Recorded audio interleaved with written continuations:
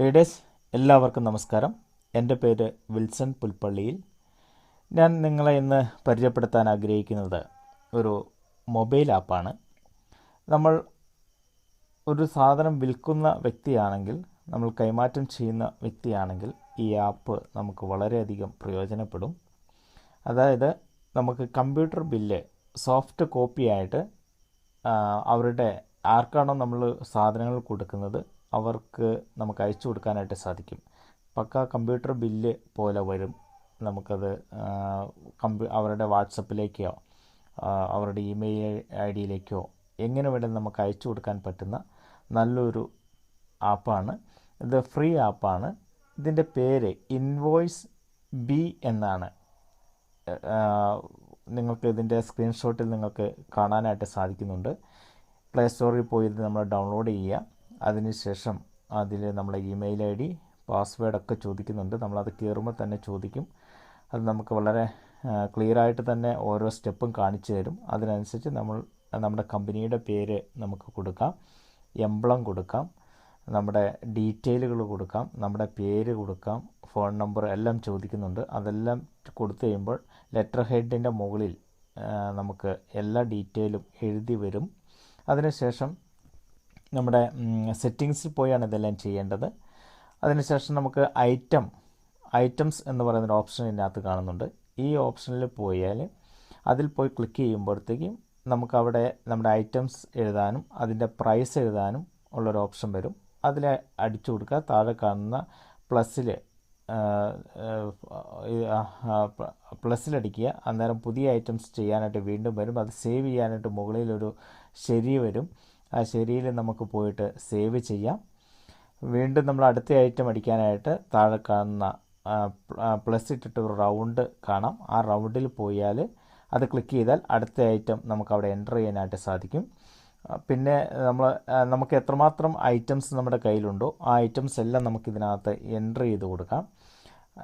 Enter ചെയ്ത് കൊടുത്തതിന് ശേഷം നമ്മളവിടെ മുകളിലുള്ള ശരിയിൽ നിൽക്കണം. ശരിയിൽ നിൽക്കി ഐറ്റംസ് എടുത്ത് നോക്കുമ്പോൾ നമ്മൾ എൻ്റർ ചെയ്ത എല്ലാ ഐറ്റംസും നമുക്ക് കാണാം.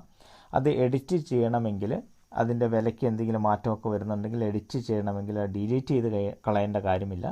നമ്മൾ വലത് സൈഡിൽ നിന്ന് ഇടത്തോട്ട് നമ്മൾ കൊടുത്തേക്കുന്ന ഐറ്റംസിൻ്റെ മുകളിൽ വിരൽ വെച്ചതിന് ശേഷം ചെറുതായിട്ട് വലത്ത് നിന്ന് ഇടത്തോട്ട് ഒന്ന് തെറ്റിക്കുമ്പോൾ നമുക്കവിടെ എഡിറ്റ് ചെയ്യാനും ഡിലീറ്റ് ചെയ്യാനുള്ള ഓപ്ഷൻ വരും. ഒരു പേന വരും. അത് നമുക്ക് എഡിറ്റ് ചെയ്യാനും ഡിലീറ്റിൻ്റെ ഒരു എംബ്ലം വരും. അത് നമുക്ക് അടിച്ചാൽ ഡിലീറ്റ് ആയി പോവുകയും ചെയ്യും. അപ്പോൾ ആ എഡിറ്റിൽ പോയി നമുക്ക് അതിൻ്റെ വിലയൊക്കെ നമുക്ക് ശരിയാക്കാനായിട്ട് സാധിക്കും. അപ്പോൾ അങ്ങനെ നമ്മൾ ഒരാളുടെ ബില്ലടിക്കാൻ നമ്മളതെല്ലാം സെറ്റ് ചെയ്തു. നമ്മുടെ എല്ലാ കാര്യങ്ങളും സെറ്റ് ചെയ്തതിന് ശേഷം ഒരാളുടെ ബില്ലടിക്കാൻ നേരത്ത് നമ്മൾ ഇൻവോയ്സിൽ പോവുക. ഇൻവോയ്സ് ക്ലിക്ക് ചെയ്യുമ്പോഴത്തേക്കും ഒരു ഷീറ്റ് വരും. അതിനകത്ത് ആഡ് കസ്റ്റമർ എന്ന് പറയും.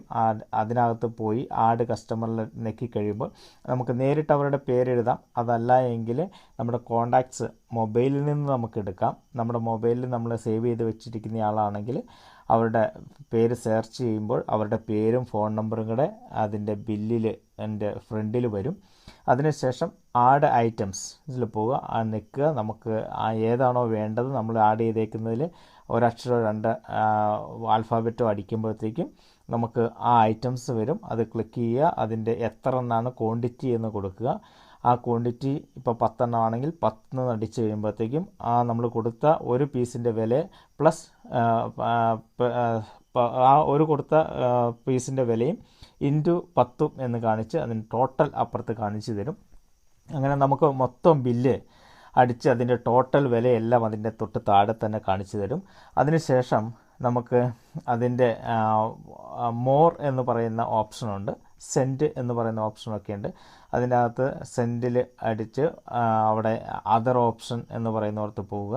ആ അതർ ഓപ്ഷനിൽ ക്ലിക്ക് ചെയ്യുമ്പോഴത്തേക്കും നമുക്ക് വാട്സപ്പ് വരുന്നുണ്ട്, നമുക്ക് മെസ്സേജ് വരുന്നുണ്ട്. അപ്പോൾ നമുക്ക് വാട്സപ്പ് വഴി അയക്കുന്നതെങ്കിൽ വാട്സപ്പ് കൊടുക്കുക.